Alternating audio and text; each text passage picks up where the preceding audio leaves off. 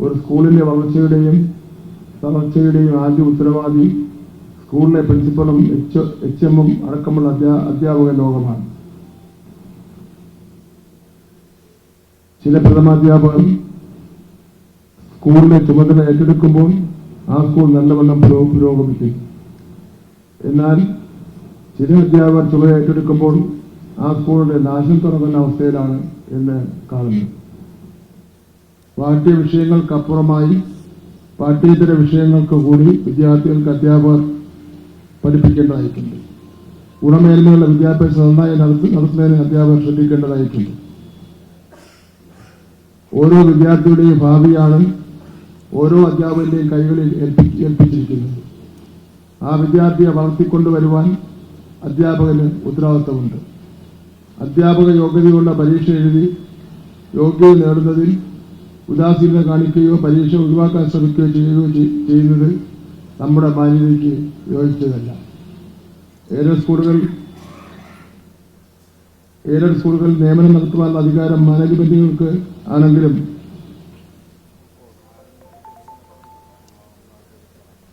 അതിനുശേഷം അധ്യാപകർക്കുണ്ടാവുന്ന പ്രശ്നങ്ങളിൽ സ്കൂൾ മാനേജർമാർ കുറച്ചുകൂടി ജാഗ്രതയോടുകൂടി അധ്യാപകരുടെ ആവശ്യങ്ങൾ സംരക്ഷിക്കാൻ ശ്രദ്ധിക്കേണ്ടതായിട്ടുണ്ട്.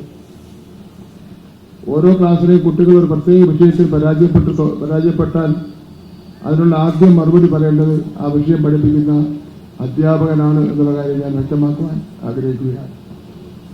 പാഠപുസ്തകം പഠിപ്പിക്കുന്നതിൽ പരീക്ഷാ പേപ്പർ നോക്കുന്നതിൽ നിരന്തര മൂല്യനിർണ്ണയത്തിന്റെ ഭാഗമായി മാർക്ക് കൊടുക്കുന്നതിലൊക്കെ നല്ല ശ്രദ്ധ ഉണ്ടാവേണ്ടതായിട്ടുണ്ട്. അധ്യാപകർക്ക് പ്രമോഷനുമായി ബന്ധപ്പെട്ട് അവരുടെ കോൺഫിഡൻഷ്യൽ റിപ്പോർട്ട് വേണമെന്ന അഭിപ്രായം ഉയർന്നു വന്നിട്ടുണ്ട്. ഇപ്പോൾ അത് പ്രിൻസിപ്പാളിനും HM മാത്രമാണുള്ളത്. ഇക്കാര്യം അധ്യാപക സംഘടനകളുമായി ആലോചിച്ച് തീരുമാനം കൈക്കൊള്ളുന്നതാണ്. സംസ്ഥാന അധ്യാപക അവാർഡ്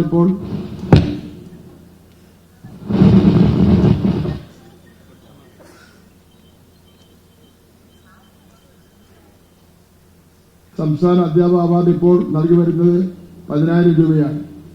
വരും വർഷങ്ങളിൽ അത് 20,000 രൂപയായി ഉയർത്തുമെന്ന് ഞാൻ പ്രഖ്യാപിക്കുകയാണ്. അതുപോലെ തന്നെ എഴുത്തുകാരനായ അധ്യാപകരുടെ മികച്ച പുസ്തകങ്ങൾക്ക് നൽകി വരുന്ന പ്രൊഫസർ ജോസഫ് മുണ്ടശ്ശേരി അവാർഡ് തുക വരും വർഷങ്ങളിൽ 10,000 രൂപയിൽ നിന്ന് 25,000 രൂപയാക്കുമെന്ന് ഞാൻ പ്രഖ്യാപിക്കുകയാണ്.